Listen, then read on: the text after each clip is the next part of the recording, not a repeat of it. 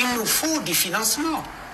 Au Mali, le crédit bancaire rapporté au PIB, c'est 12%. Dans des pays, c'est 100%.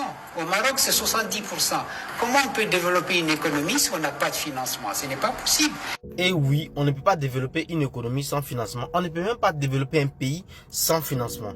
Le crédit bancaire rapporté au PIB au Maroc est 70%. Comme il dit qu'il y a des pays qui font 100%. Il y a des pays qui dépassent même le 100%.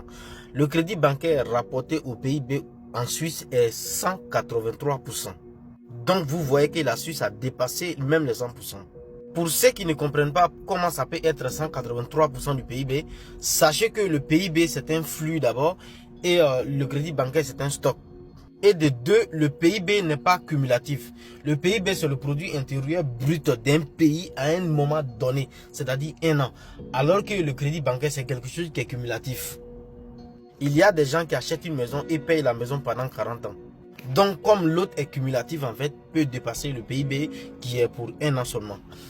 Donc quand il dit qu'on ne peut pas développer une économie sans financement, c'est une réalité parce que ce sont les crédits bancaires qui créent l'argent. Donc si les banques ne prêtent pas aux gens, l'argent n'existe pas. Écoutez ça d'abord.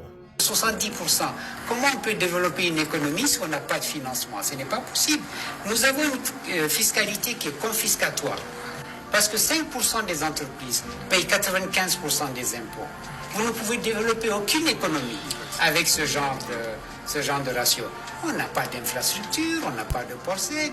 Il nous faut 10 ponts à Bamako avec le boom démographique. Comme Assimi est là, les 10 ports vont entendre un peu. Mais voici le vrai problème des pays africains. Nous avons besoin de financement. D'abord, ça ne marche pas. On va vendre nos ressources pour construire les 10 ports. Ça ne peut pas marcher. Maintenant, si le Mali veut construire les 10 ports, le Mali a deux choix. Soit mettre de l'argent à côté, un peu, jusqu'à peut-être dans 200 ans et construire ces 10 ports. Ou chercher un prêt pour construire les 10 ports en utilisant le bien, créer des emplois, des impôts ou s'asseoir pour attendre dans 200 ans quand il aura l'argent. Donc tout État sérieux en fait choisit la deuxième option.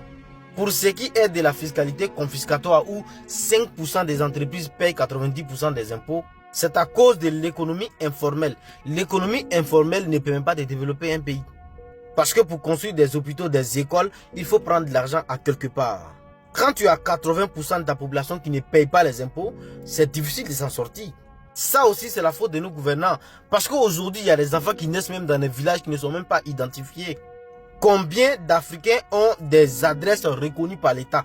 L'État ne connaît même pas où ses citoyens habitent.